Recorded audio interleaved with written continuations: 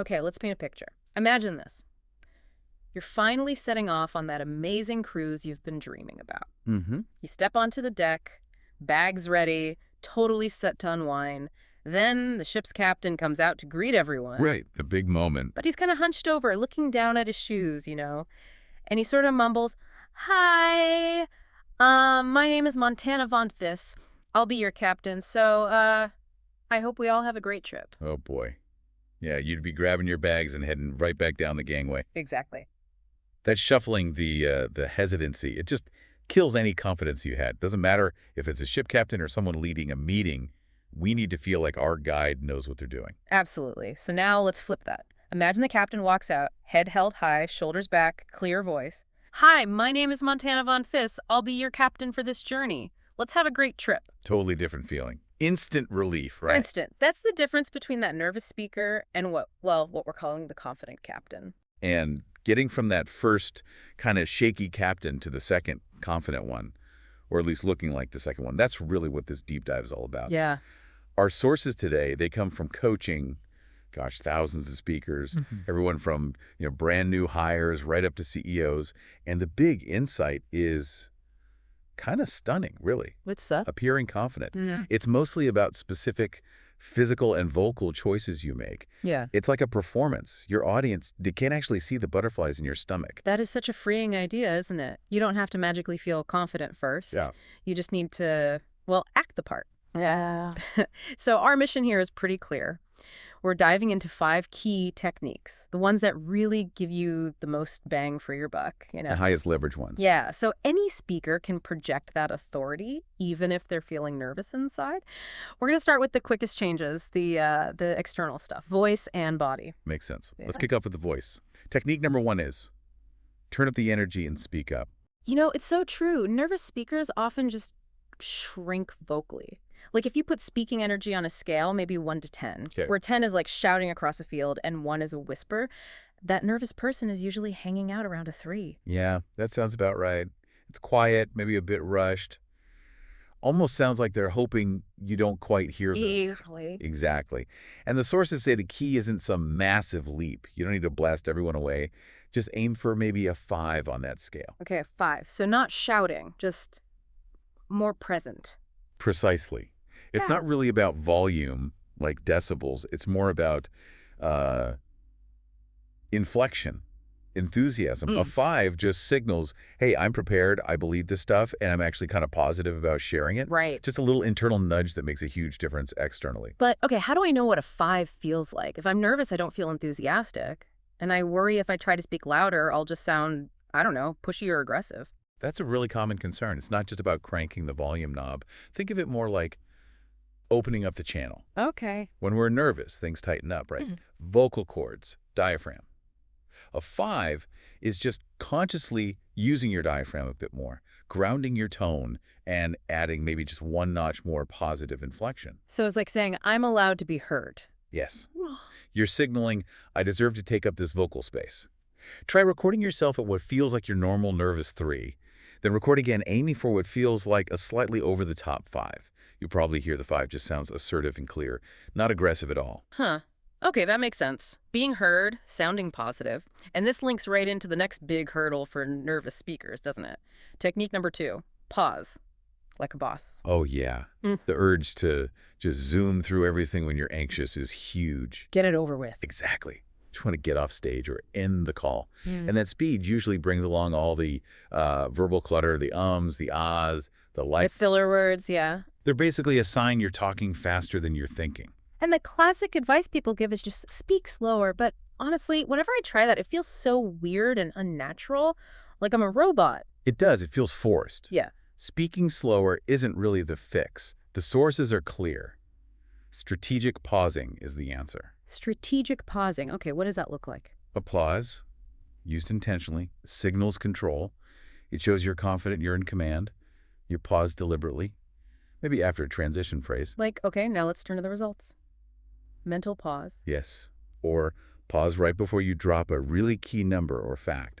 Or pause to let a big idea sink in for the audience. Ah, okay. That's silence. That's what gives your points real impact. It's like a conductor holding that baton up right before the music starts.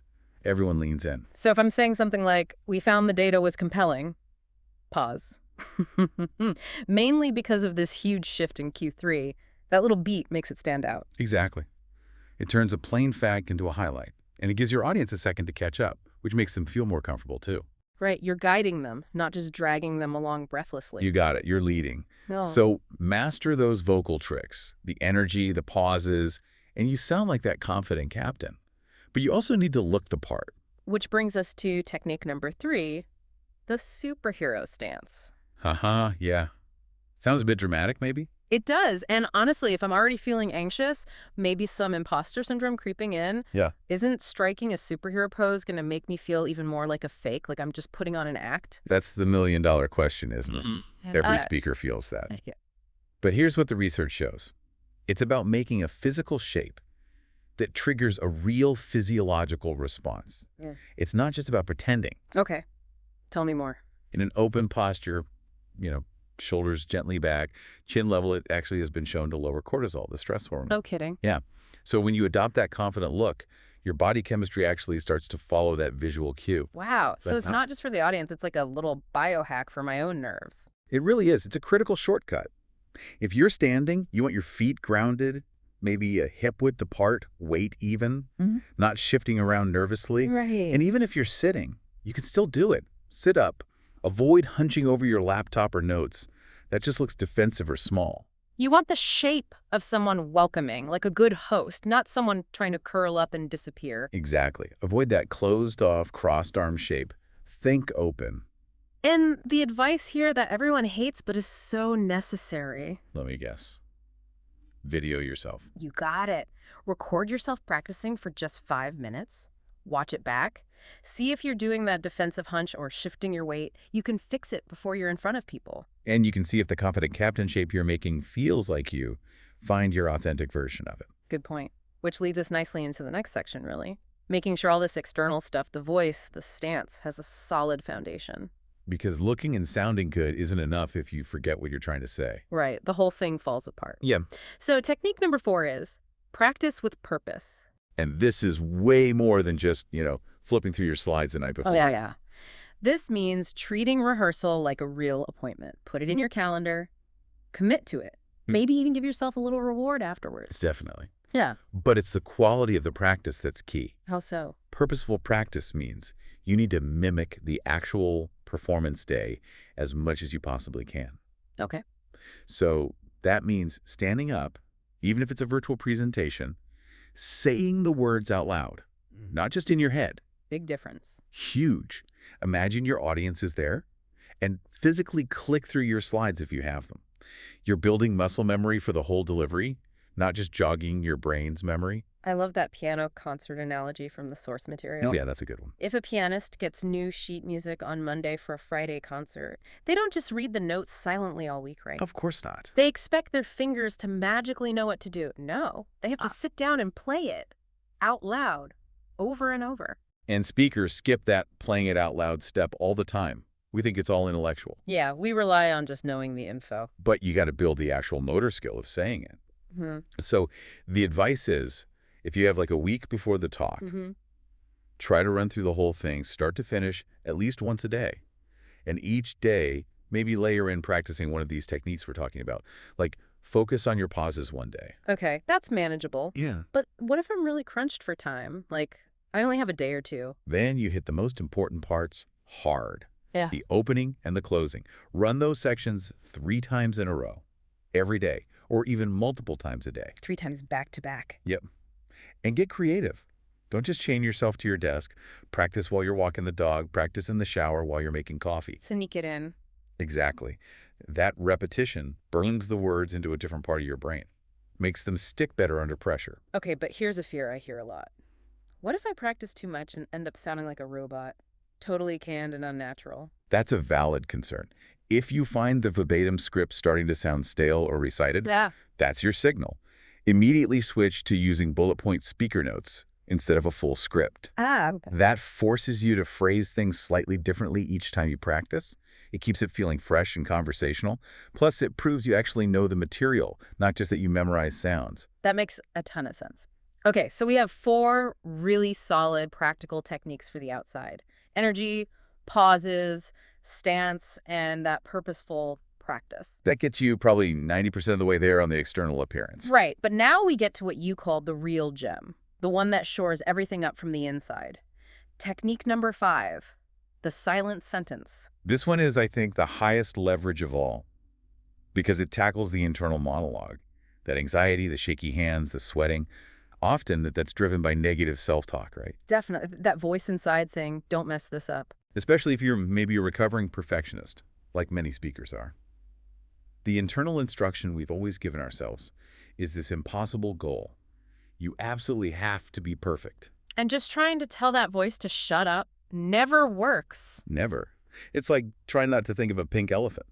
The harder you push it away, the louder it gets. So what do you do instead? You can't just erase that negative thought pattern. It's probably been practiced for years. It's a deep groove. Right. The shift comes from finding an override, a different focus. And that comes from getting clear on your deeper purpose. Why are you really giving this talk? Instead of focusing on the fear, ask, what do I actually want to achieve here? Why did I agree to do this? Exactly. The source gives a great example. The speaker realized her real purpose wasn't about impressing her boss or looking smart. It boiled down to something simpler. Which was? I want to help my audience to the best of my ability. Simple as that. Wow. That shifts everything, doesn't it? Totally. Yeah. That becomes her first silent sentence. It's like an internal mantra that changes the focus from how am I doing, which is self-judgment, Yeah. to how can I serve them, which is about service. And suddenly, even if your hands are still shaking a bit, your main focus isn't the shaking anymore. It's on helping the audience. And that simple sentence then grew into something even more powerful for her, right? Something that really defined her whole stage presence. It did. It evolved into, I invite you to be here with me while I'm here with you so that I can make this easier for you. That feels so welcoming, like a genuine invitation. It completely changes the dynamic. Yeah. Instead of seeing the audience as judges, Yeah, waiting to catch your mistakes. you see them as partners, Huh.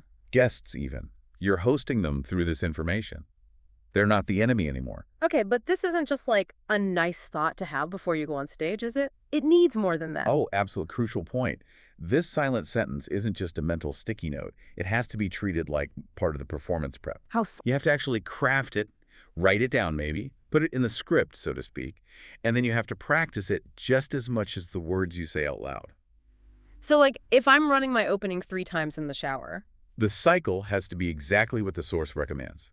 Say the silent sentence to yourself, then say your opening lines out loud, then silent sentence again, then out loud lines again. Over and over. Yes. You're consciously building a new connection in your brain, Mm. linking the physical act of starting your talk with that internal purpose. So you practice it until starting your presentation automatically triggers that feeling of service. They become, like the source said, inextricably linked. Precisely. So when the pressure is on, that old must-be perfect pathway is still there, sure. It doesn't vanish. Right. But you've built this strong, well-practiced alternative pathway, the one based on service and connection. And you get to choose, consciously choose, to walk down that path instead. That's why it's the game changer. It gives you agency back in that moment of panic. Exactly. Conscious choice. Wow. Okay, this has been incredibly practical. We've gone from tiny tweaks in your voice all the way to, like, rewiring your internal motivation. We covered the big 5.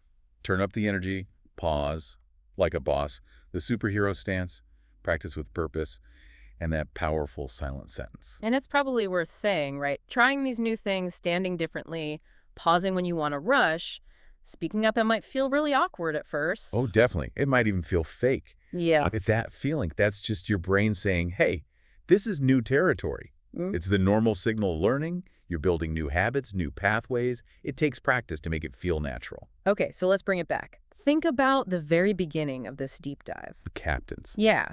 Remember that knot of anxiety you felt imagining that nervous captain mumbling?